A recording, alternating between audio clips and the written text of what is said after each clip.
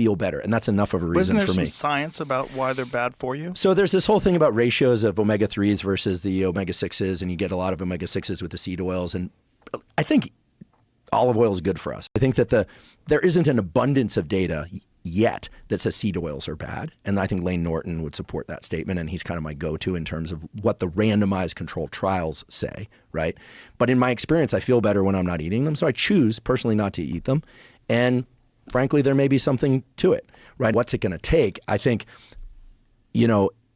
I had a lot of feelings about that ruling. I think it's unfortunate given the really strong data that support the use of MDMA for the treatment of PTSD. I mean, more than 60%, successful, in air quotes, plus some people just go into total remission.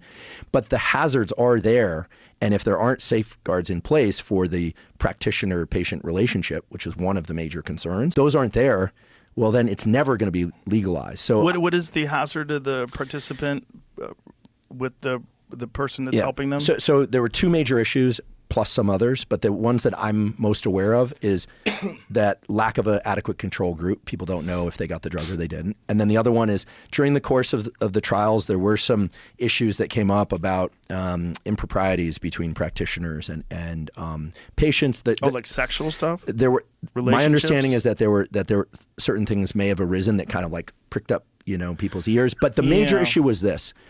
Is a person who's under the influence of MDMA in a position to advocate for what they need during the course of the session, right? Like, are they in a quote-unquote truly safe space? But the same thing could be said of psilocybin trials.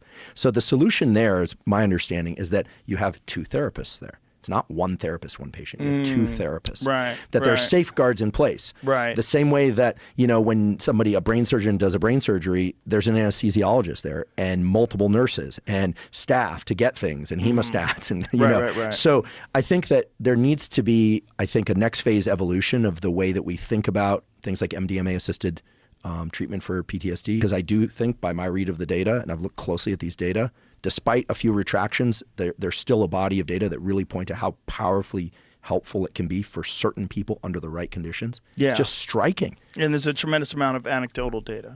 Right. People who haven't been in a study but talk about the benefits that they've had from it and how much especially war veterans. Right. With both psilocybin and MDMA. Yeah. And Ibogaine, the work that Veteran Solutions is doing with a guy at Stanford, Nolan Williams, in our Department of Psychiatry. He's been doing brain imaging before and after Ibogaine with the veterans that are taking Ibogaine, followed by DMT. And those are looking very, very interesting. So to me, it's also the kind of emotional loading of things like MDMA. When we call it MDMA, if I tell you this is MDMA, this is a drug that raises serotonin dramatically, raises dopamine dramatically, opens neuroplasticity, and allows people to rewire their brains, if adequately supported, to feel relief, if not remission, from PTSD. You'd say, awesome. How do we move this forward safely?